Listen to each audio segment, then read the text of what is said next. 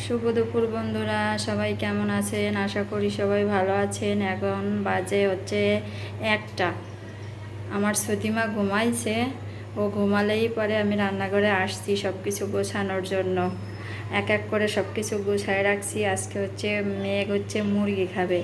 আমার মেঘটা ও বোঝে যে ছুটির দিন আসলেই বলে, মা আমার জন্য চিকেন রান্না করবা না, মা আমার জন্য চিকেন রান্না করবা না।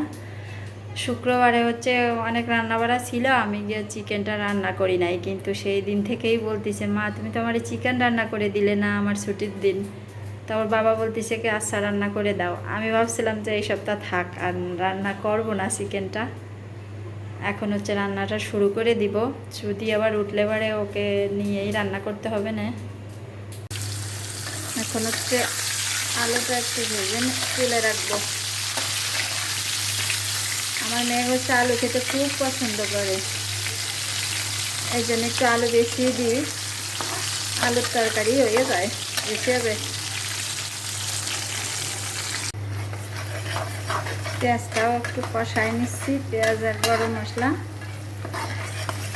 এরপরে আর কি মশলা যে পেস্টটা করে রাখছি ওইটা দিয়ে দেব। মশলাটা দিয়ে দিলাম। এখন হচ্ছে অনেক সময় বসে কষাবো। মশলা আর কি যত বেশি কষানো হয় ততই মাংসের আর কি স্বাদ বাড়ে।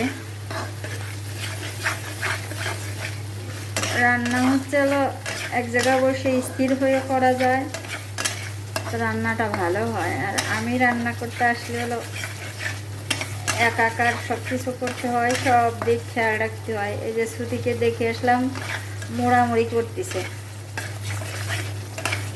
মানে আমি 5 মিনিট আর কি একভাবে রান্নার কাছে দাঁড়াই থাকতে পারি না। দুই ভাই বোন এক জায়গায় লাগলেই কত সময় এর একটা খোসা দেয়, ওর একটা খোসা দেয়।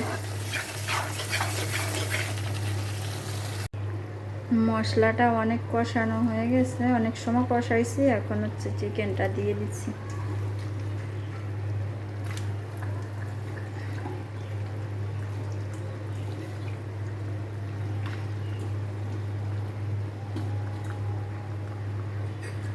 এখন হচ্ছে মোবাইলটা রাখি, এটা হচ্ছে লাড়াচাড়া করতে হবে, একাতে তো হয় না কড়াইটা না ধরলে। চিকেনটা কষানো হয়ে গেছে। এই চিকেন কষানোর ভিতরে আমি অনেক কাজ করে আসছি।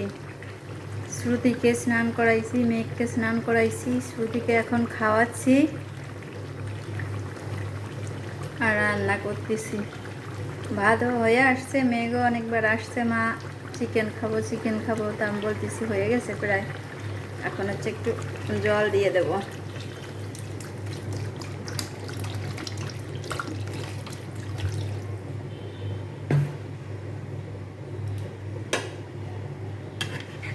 একটু হতে থাকুক, শ্রুতিকেও খাওয়াবো এর ভিতরে।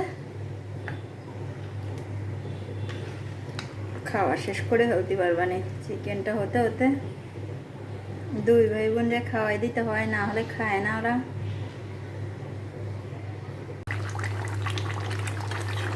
আমার রান্নাটা শেষ হয়ে গেছে, এখন চুলাটা বন্ধ করে দেব। তাহলে বন্ধুরা, আমার ভিডিওটা যদি ভালো লেগে থাকে অবশ্যই লাইক কমেন্ট শেয়ার করতে ভুলবেন না, আর সাপোর্ট করবেন সব সময় আমাদের। আসলে অনেক কষ্ট করে ভিডিওগুলো করি আমি। আমার এই ভিডিও করার জন্য শুধু আমার এই মোবাইলটা ছাড়া আর আমি ছাড়া আর কিছুই নাই আমার। তারপরে যদি কোনো কিছু না করতে পারি তাহলে তো মনটা একটু খারাপই হয়ে যায়। তা আপনারা সাপোর্ট দিলে আমি অবশ্যই পারবো সামনের দিকে আরও এগিয়ে যেতে। যত দূর আসছি আপনাদের কারণেই আসছি। তাহলে আজকের মতন টাটা।